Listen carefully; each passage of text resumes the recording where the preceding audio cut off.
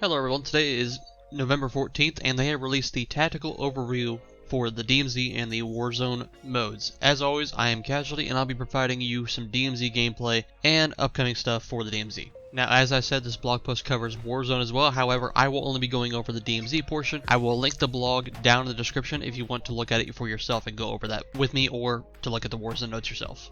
So first of all, the overview for DMZ, the ultimate risk for ultimate rewards. Whether you infiltrate alone or squad up, there are no guarantees of keeping what you earn. Play your way to survive and build up a stocked arsenal with the ultra rare weapons crate as the ultimate prize. We saw this in the recent DMZ Warzone 2 reveal event, where there was a yellow box where you could pick it up and it marked you on the map for other players to see you, and you had to extract with that case, and apparently it gives you a weapon blueprint. They also say you can choose your faction between the Legion, the White Lotus, and the Black Mouse. Take on their missions to learn more about DMZ, stock up on items, and advance the intricate story of the volatile power struggle. And the final thing, explore Mazra, contracts, world events, and more await in this open world. The only hazards stopping you are enemy operators, players, AI, combatants, sandstorms, and radiation. And the threat of being left behind if you miss any extracts after they've all gone away.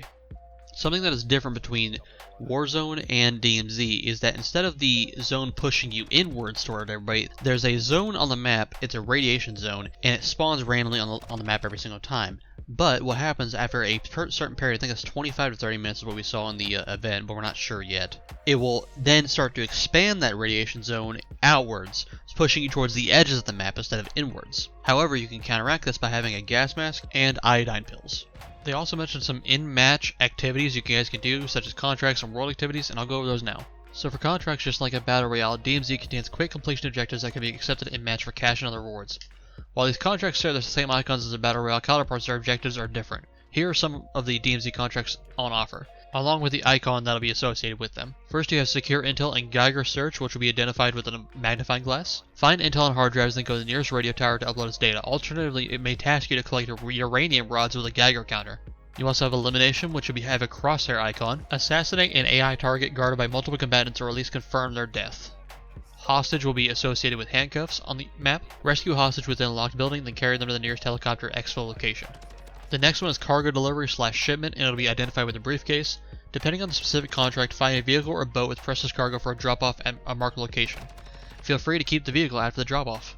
Then you have Hunt, which will be identified with a skull. Hunt an enemy operator team marked as high-value targets due to their activity within the DMZ match. And Destroy supplies that will be identified with a bomb. Locate and destroy 2 supply sites with planted bombs. So as you can tell, there's going to be some fun variety in terms of the contracts just out in the world you can interact with. There's also some world activities which we'll be going over now. You have safes. These contains tons of cash, but take time to crack open. The drill you need to use to open the safe attracts AI combatants and is loud enough to draw the attention of other operators as well. We saw this whenever Lupo played. It was really cool because it reminded me of the Payday 2 heists. There was music playing that kind of hyped you up, and there's a lot of stuff going on. It was really fun. Same sites, these anti-air turrets can shoot down planes carrying precious cargo. Activate them to potentially send a supply box containing valuable items crashing down. There's also UAV towers. We saw these also in Lupo's stream, where you can toggle them on and activate them. And in the area only, it does not do across the whole entire map. It's only in the area that you activate them, and it'll ping a UAV ping, showing you both AI and operator locations. There's also strongholds. These are locked locations within the map. We saw Lupo take one of these on, and the AI inside are deadly. They also mentioned sandstorms, something new we didn't see. As a desert city, these conditions can kick up at any time, reducing visibility and damaging operators over time. If one hits, evacuate the area ASAP. And then there's also radiation. Not much is known about its origins, but this deadly condition can poison operators. Iodine pills and a new field upgrade can be found to counteract its effects.